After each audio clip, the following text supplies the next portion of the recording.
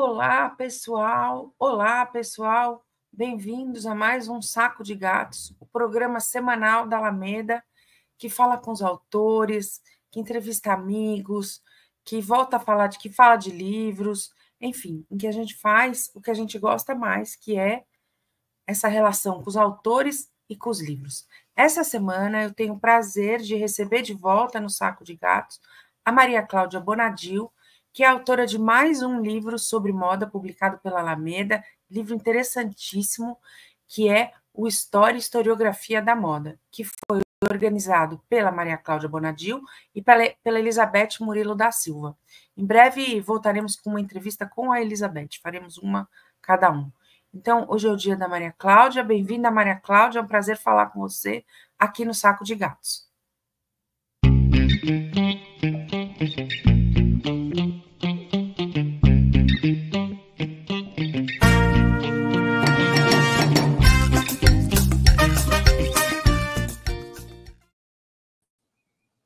Bom Maria dia.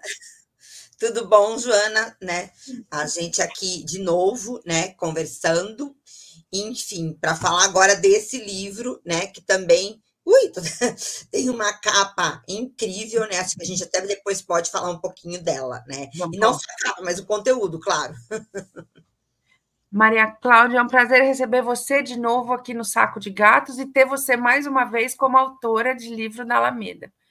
Foi uma correria para publicar os dois livros, mas os dois saíram e saíram muito bem, ficaram lindos e ótimos, e é uma alegria falar com você de um assunto que me é tão caro também. Então, primeiro eu queria que você contasse para a gente como foi a concepção desse livro, História e Historiografia da Moda. Tá, joia. Então, na verdade, é uma história até bem curiosa, né? Porque ele surgiu de uma coisa que aparentemente não deu certo, mas que me deu um start. Falei, não, vou fazer eu.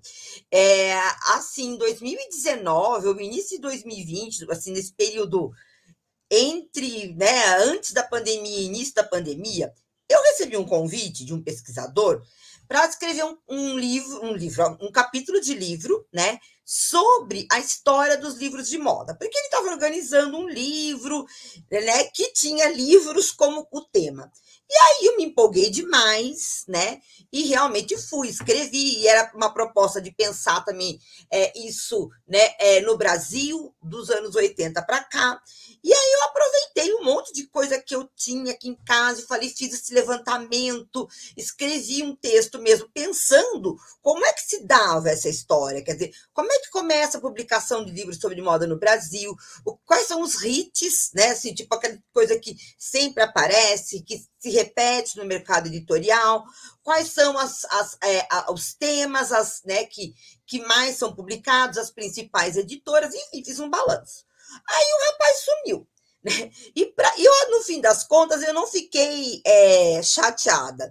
Eu achei até uma sorte, porque eu falei, bom, eu acho que aqui eu tenho um texto que estava pronto, claro que eu atualizei depois, né? Porque algum tempo se passou, e eu falei, eu acho que esse é o momento para a gente pensar um pouco essa história, essa historiografia, né, da moda, quer dizer, porque hoje já tem 20 anos que eu dou aula, né? 19 que eu sou doutora, então, assim, em história, eu já fui para muita banca, eu já orientei muito trabalho, eu conheci muita gente, e, né, eu via muita coisa que eu achava assim, que se reunisse dava um trabalho bacana, porque, né, tem já. Eu acho que hoje já dá para falar que a gente tem trabalhos, né? Tanto é que surgiu esse livro, né? Que estão pensando essa historiografia, quer dizer, né, já não só a história da moda propriamente dita, mas como né, pensando na própria produção de pensamento, né, e de conteúdo, e de conceitos dentro da história da moda. Então, como eu falei, partiu desse capítulo que, no fim das contas, não foi para esse livro inicial, mas que deu start, né, aí para esse outro. Então, aí eu com a Beth, né, nós estamos pensando um pouco, né, quem convidar, o que se encaixaria aqui, né? Então, assim, a ideia surgiu daí, né? E também desses trabalhos, como eu falei, que eu orientei, ou que eu fui para a banca, né? Ou de pesquisadores que eu já conhecia, e que tratavam de temas que eu também achava assim, que ainda não tinha muita coisa em português para a gente ler. Né? Então, um pouco foi essa a ideia, porque no Brasil, aí até entrando um pouco no capítulo, né, a gente tem muita repetição de algum tipo de livro, por exemplo, assim, vira e mexe, você encontra muitas cronologias ilustradas nas livrarias, né? Sim. Mas o pensamento que a gente está produzindo aqui no Brasil sobre moda, ele não é pouco, né? Não é pequeno, né? Cadê? Né? Então, isso fica muito nas revistas científicas. E claro que as revistas são muito importantes, mas eu acho que o livro, né, ele ainda chega a mais gente, sobretudo quem é fora, não é um pesquisador, né, não conhece, não domina como pesquisar nas revistas. Eu acho que o livro ele ainda tem esse papel, né? E ele consolida também uma área, de uma certa maneira, ele consolida estudos, pensamentos. Às vezes você escreve para uma revista e é um pensamento e uma pesquisa ainda em andamento que se consolida e se cristaliza no livro. E o que eu tenho percebido nos últimos anos, né, de publicações de história da moda, é que tem se consolidado um pensamento brasileiro em uma área brasileira que é muito procurada, que é a moda e a história da moda, que são coisas separadas, mas que andam juntas e que no Brasil tem-se um pensamento bastante complexo agora, com muitos pesquisadores muito jovens que estão pensando ideias contemporâneas sobre a história da moda. Você não acha isso também? Sim, então, eu acho que tem muita gente nova surgindo, trazendo ideias interessantíssimas, né? E eu acho também que tem uma coisa, sabe? A gente tem muita tradução. Aí eu estou o tempo todo retomando um pouco o que eu escrevi no meu próprio capítulo, porque acaba que é assim, quando você tem os livros, de modo geral, eles também privilegiam o quê? Os autores estrangeiros, né? E aí, esse pensamento que a gente tem aqui no Brasil, ele existe, né? Ele realmente fica em segundo plano, porque é isso, quer dizer, acaba que o livro dá uma chancela, né? Eu acho que o livro, ele acaba, assim, tendo essa ideia de que, então, se está num livro, né, eu posso confiar. Então, eu acho que essa também é a ideia, né, da gente mostrar o que a gente está produzindo. Tanto é que o livro ele tem pesquisadores que já estão na universidade, que são professores, mas ele tem recém-doutores, né, ele tem gente que está, né, ainda chegando, mas já chegando com ótimas contribuições, né? Então, eu acho que tem essa mescla também, que é importante. E é muito interessante essa mescla e você pensar desse jeito, porque consegue criar um diálogo no livro entre pesquisadores que já fazem pesquisa sobre história da moda há muito tempo e esses novos pesquisadores. Então, eles parecem que conversam no livro, nos capítulos, e um dialoga com o outro. Isso acho das coisas mais ricas. E como você pensou essas contribuições, você e a Elizabeth? Vocês escolheram as pessoas? Foi fruto de um seminário? Como que aconteceu? Então, na verdade, como eu te falei, eu vou contar rapidinho um pouquinho de cada capítulo, né? Então, assim, o primeiro capítulo, né? Ele vai tratar dos livros de trajes, né? Então, ele chama Por uma Historiografia da Moda, 12 Atlas das Aparências no século XVI, né? E a circulação de modelos entre a arte e a moda. Bom, esse trabalho, que é da Larissa Carvalho, que é uma pesquisadora que eu tive na banca. Em 2018, eu ainda lembro que foi uma coisa assim, a banca teve que mudar de data porque batia com a greve dos caminhoneiros. Então, tem eventos traumáticos que a gente não esquece, né? Ainda era presencial, então tinha que viajar. E aí, ela faz um trabalho, eu fiquei muito impressionada com o trabalho dela, porque A gente, quando ouve falar de livros de trajes, né, é assim uma linha, um parágrafo muito rápido, né, em algum livro traduzido, né, de algum idioma. E ela não, ela fez esse estudo, ela foi nas fontes primárias, né? Então, quer dizer, o que são esses livros? Qual é a contribuição deles? E uma coisa que, além dela contar, explicar o que são, ela vai mostrar muito como as imagens que são produzidas, né, lá no século XVI, elas continuam circulando, porque depois elas vão para os livros de história da moda lá no século XIX, que eram esses que faziam essas linhas evolutivas, né? E eles já vão, assim, também são imagens que vão sendo mudadas e repensadas o tempo todo, porque você tem um primeiro cara que fez e outros que vão, depois que não foram até aquele lugar, não viajaram, e que vão reproduzindo, né? Até chegar no 19, quando isso ganha cor, né? Porque não tinha cor, esses livros eram sem cor. E essas imagens estão até em livros contemporâneos, ou seja, né? Como que esses livros eles vão moldando um pensamento sobre a história da moda que chega até hoje. E ainda, né? Como tudo isso era importante no momento em que você tem uma expansão marítima, né, de mundo, mas quem circulava eram poucas pessoas, mas as pessoas sabiam que esse mundo estava em expansão, né?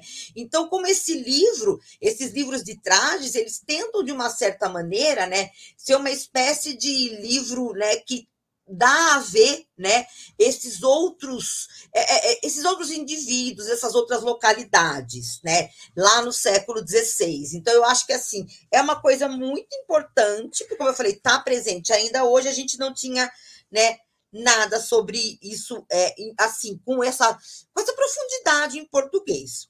O segundo capítulo é do Felipe Goebel, né, que tem vários, já tem, né, aí também estava no Pílulas de História da Moda, né, que é um pesquisador que está fazendo doutorado, e eu fui da banca de qualificação, e eu falei, Felipe, bora fazer um capítulo, porque ele também vai trabalhar com uma ideia interessantíssima, né, e que eu acho fundamental. Como eu falei, apesar de ele estudar a França, né, isso é muito que muita gente hoje em dia fala, não, a gente tem só que estudar o Brasil, não sei o quê. Só que, gente, não dá para não olhar para aquilo. Porque o que ele percebe? Olha que coisa fundamental, que até um determinado momento, a moda ela era falada no masculino em francês, né? Então era le mode. E aí, no século XVIII, quando você passa a ter as modistas que vão começar a costurar, porque até então eram os homens que faziam a grande costura, os grandes alfaiates, né? Você passa a ter a ideia de la mode. E como é que isso é que vai colaborar muito para essa ideia de moda como futilidade, de universo feminino, quer dizer, então ele vai na origem, né, lá da palavra, sabe? Então eu acho isso, de novo, quer dizer, uma coisa muito importante para a gente repensar, para a gente sair só dessa ideia de moda que vem de modos, do latim, quer dizer, tá, mas o que tem nesse meio tempo? Ela passa do latim, né, do nada, assim, para o português, né? Como é que isso acontece? Então, eu acho que ele faz esse percurso. Depois, né, tem um capítulo do Leonardo Pisa, que infelizmente é um ex-mestrando meu que faleceu, né, e que trabalha com traje típico, né, e national costume, e vai fazer abordagens conceituais. O Léo partiu dos concursos de Miss, que ele era apaixonado, né, para pensar o que é traje nacional, o que é traje típico, né? Tem diferença entre isso, né? Então, assim, de pensar essa etimologia também, e como é que isso vai se construindo, porque tem uma construção na Europa, mas tem uma construção na América Latina que é diferente, né? Então, de novo, quer dizer, é uma contribuição para um conceito, né? E como é que isso, quer dizer, e como é que o concurso de Miss, né, usa essa palavra e como ela é usada no concurso em inglês, né? Então, assim, essa, né, aqui, depois o meu capítulo eu já falei um pouco dele, depois vem a Maria Augusta Mitre, né, que também fez um doutorado sobre dandismo e que me fez finalmente entender, assim, que essa multiplicidade em termos desse conceito, porque na verdade é isso, a gente pensa muito, né? O dandy é o homem que se arruma muito, que está sempre elegante. Não é só isso. Porque Baudelaire era um dandy, Baudelaire ela era elegante. Não, ele tinha uma maneira de encarar o mundo, de criticar o mundo, né? Então, o que é ser dandy? Tem muitas possibilidades, né? Então, eu acho que a Maria Augusta dá essa super contribuição, né? E depois a gente vai para o Emerson Menezes, que é um pesquisador também, outro jovem doutor, né? Que eu assisti, vi coisas dele em congresso, não sei o quê, e ele vai fazer um trabalho com fontes secundárias, né? Para entender, né, como que, assim, então o nome do capítulo é o papel, né, da aparência do vestuário na expressão de homossexualidade masculinas no Brasil, um panorama histórico das fontes secundárias. Então, assim, como é que esse tema já foi abordado, a partir, né, que estudos já trataram disso, como trataram? Então, assim, acaba sendo um painel historiográfico, né, de um balanço historiográfico mesmo, do que já foi dito a respeito disso, sobretudo lá para o início do século. Depois, caminhando já para o fim do livro, né, a gente vai ter aí o trabalho da Andréa Lopes e da Patrícia Iocomiso, que vão falar sobre, né, modo e construção da aparência na contemporaneidade brasileira, novos velhos ou velhos preconceitos, né? Porque elas trabalham com um tema que é emergente, né, assim, que não era muito estudado, né, que é essa relação entre moda e velhice, e elas também vão mapear, pensar o que as pessoas estão produzindo a respeito disso, né? O que os trabalhos que surgiram vão falar, que nos últimos anos estão falando disso, né, desse tema, como é que ele é encarado. Então, também eu acho que é uma contribuição importante.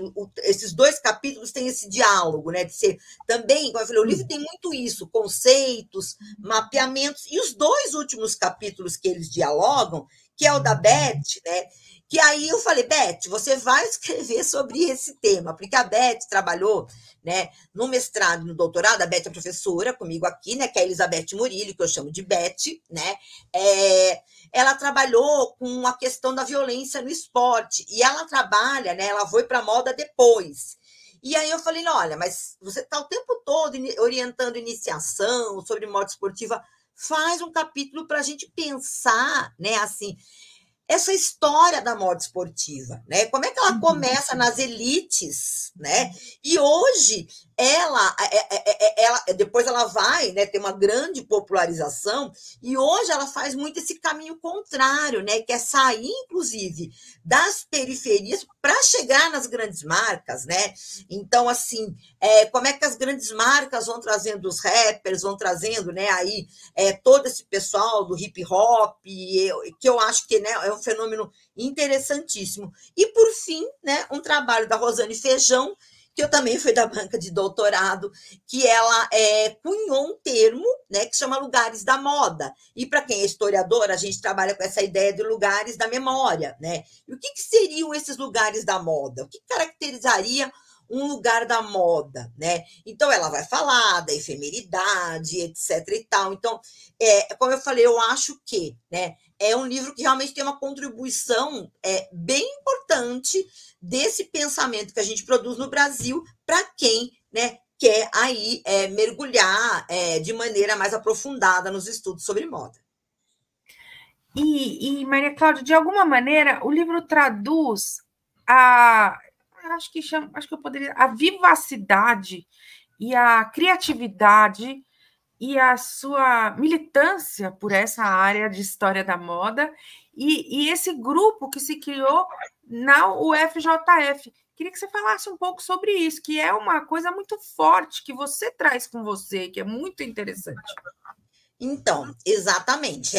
Eu acho que eu sou mesmo uma militante dessa produção de pensamento, né? Nunca tinha pensado nisso, mas eu acho que é isso, sabe? A gente vê tanta coisa legal e fala, pô, mas não posso ser só eu que vou ler isso, porque a gente sabe que, claro que, né, as pessoas encontram as teses de doutorado, encontram as dissertações, mas você juntar tudo isso dentro de um livro, né, quer dizer, de uma certa maneira, dar mais visibilidade, né, a essas pessoas que estão trazendo contribuições que, no meu entender, merecem, né, ganhar o mundo, né? E aqui, realmente, eu tô na UFJF desde 2013, né? Em 2016, eu criei com a Elizabeth o grupo de pesquisa em História e Cultura de Moda, né? Que a gente aqui faz algumas ações. A gente já fez seminários internacionais, né? Mas a gente todo ano também faz o seminário interno, sabe? Entre nós, né? Os nossos alunos, para a gente discutir as nossas pesquisas, para ter uma maneira da gente ir crescendo em conjunto, né? Então, eu apresento também, eu quero ouvir o que os meus alunos falam do meu trabalho, né?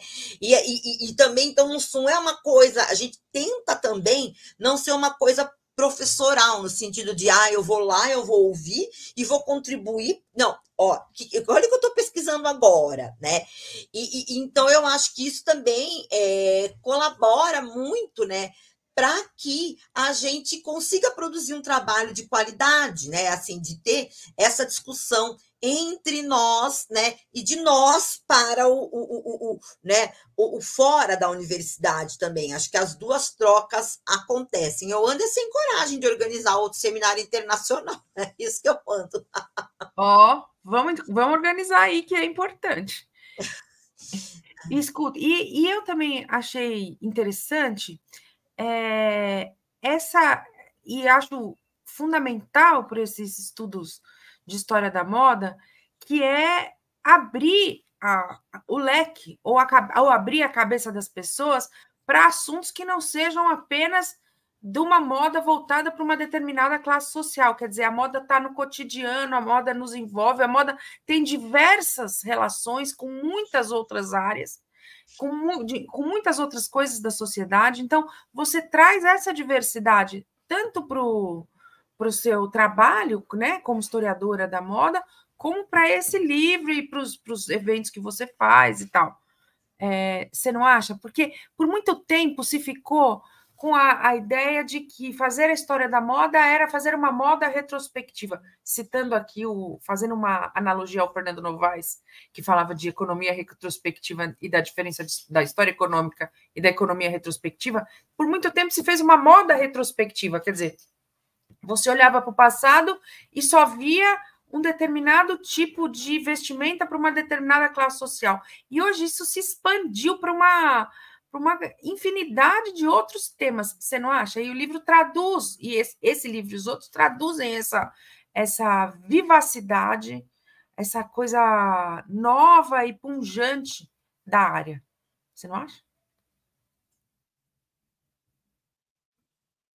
Ih, travou.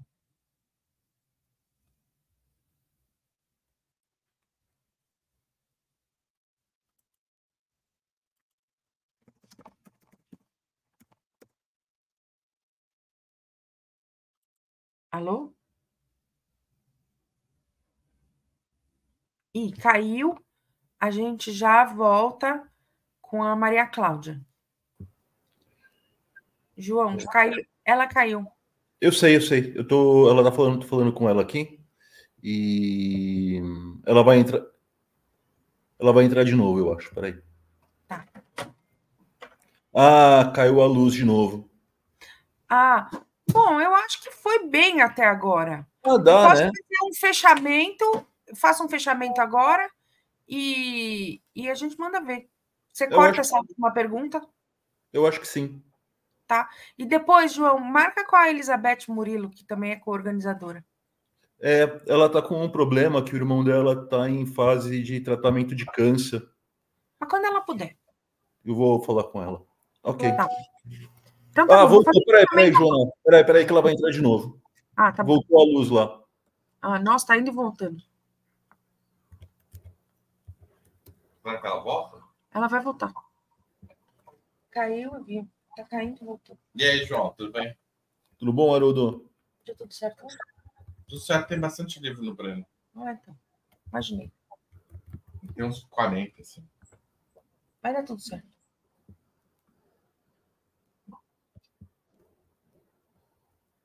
A gente vai ter reunião às 11? Não. O cara não respondeu. O cara não respondeu. Mas sabe o que eu acho, Haroldo? Vamos ligar para ele por telefone. Tá bom. Vamos telefonar para ele, melhor do que fazer uma reunião formal, porque pelo jeito o cara tá Ou tá com a agenda corrida. Não, beleza. Na hora que terminar aí, a gente conversa. Tá, o computador dela...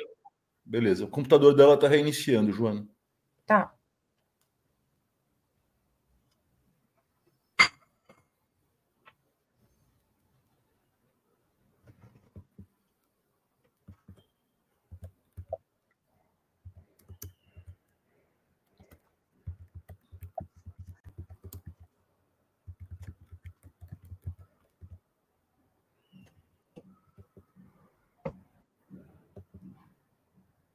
Se fosse ao vivo, ia ser um pepininho isso.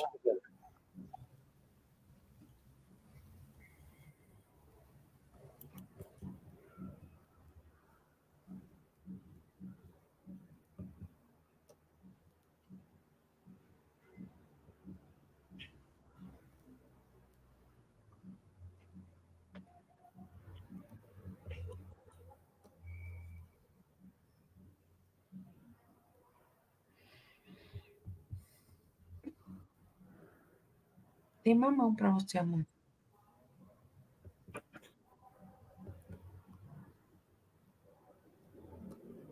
Ó, Joana, eu vi que o Haroldo tá editando e tentando fazer uns títulos mais jornalísticos aqui para a thumb do Saco de Gatos. Até aqui, eu peguei. Cadê o pensamento da moda, sobre a moda no Brasil? O novo pensamento sobre a moda no Brasil. Sobre a história da moda no Brasil.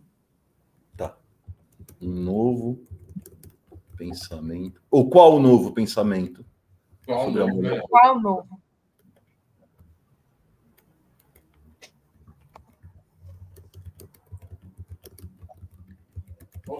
Eu seria mais provocativo.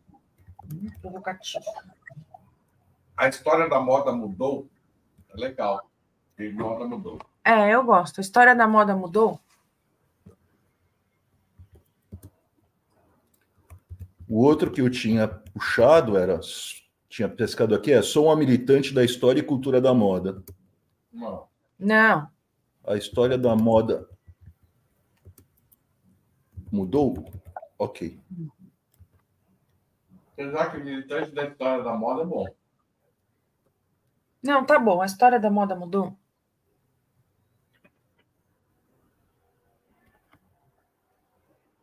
Ela voltou, chegou.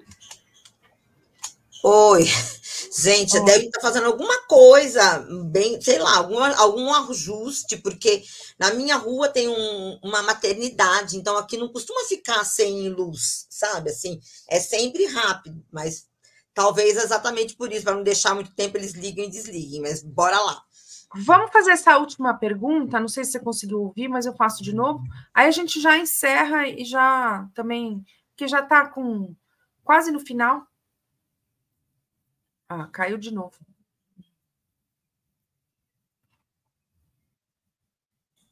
Oi, eu não tinha caído, não. Não, mas congelou a imagem. Eu vi, mas fala da capa, Joana, também. Tá bom. Então, vou falar agora. Tá. Maria Cláudia, as duas capas do Pílulas de História da Moda e História e Historiografia da Moda foram feitas pelo mesmo designer e são incríveis. Queria que você falasse um pouco do trabalho do capista. Tá, joia. Leonardo. Do livro do Léo. Isso. Então, o Leonardo de Souza Maciel, eu acho que ele tem uma capacidade muito interessante, né, de traduzir a teoria, tudo que ele aprendeu de história da moda, né, para as imagens, porque o Léo ele foi meu monitor de história da moda por um ano, né, e depois ele também foi meu parceiro, né, no perfil historiadamoda.fjf. E ele, né, essa capa, por exemplo, né, do História e Historiografia da Moda, eu falei para ele, Léo, né, eu quero que... E ele é formado em moda, né? Eu falei, Léo, eu quero uma capa que tenha uma saia com livros. Aí, porque ele também, né, estudou muito moda surrealismo, e aí, a partir dessa ideia, ele construiu essa roupa do século XIX, aí eu falei, Léo, mas tem outra cor, vamos mudar, olha só, tem umas coisas de moda esportiva, ele já pegou, colocou, né, essa coisa do azul, né, então assim, toda hora eu erro, né, de ter um azul que tem na beirada, que acho que aqui talvez não dê para enxergar, né, então assim, algumas coisas que tem a ver com praia, né, na frente aqui na frente tem um listrado, né? Então, que também tem a ver com a roupa esportiva que as mulheres usavam para caminhar na praia, né? Lá no final do século XIX, início do XX, né? E a faixa de Mise. Então, assim, ele trouxe, né? Tem um diálogo todo, não é uma capa aleatória, né? Não. Tem, claro que não dava para falar de todos os capítulos, né? Assim, mas ele foi trazendo um pouco o pensamento em forma de imagem, sabe? Que eu também acho que isso é um pouco o papel, né, de quem é historiador e está num curso de moda. Como é que você faz para que esse conteúdo todo de leitura transforme o seu pensar, né, no sentido imagético da coisa? Porque é uma coisa que eu sempre falo para os meus alunos, né? Que, de modo geral, os grandes estilistas são caras estudados pra caramba, né? Eles não têm assim, sou criativo. Não, é um cara que lê, é um cara que conhece arte, é um cara que, né, assim, que estudou pra caramba para poder chegar em produtos inovadores, né?